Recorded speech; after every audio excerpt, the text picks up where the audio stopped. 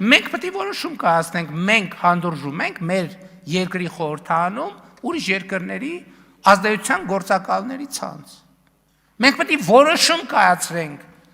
մենք հանդուրժում ենք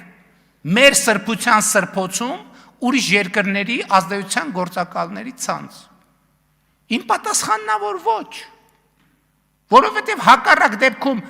ինչի է ասենց հիստերիա, որովհետև վերջին շանսն է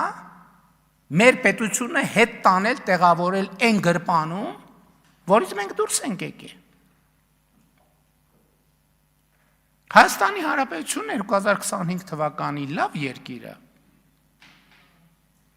Հայաստանի Հանրապետությունը 2025 թվականի երկիր է, ով ի վիճակի է ինքը առերեսվել իր խնդիրներին եւ իր ճակատագրին։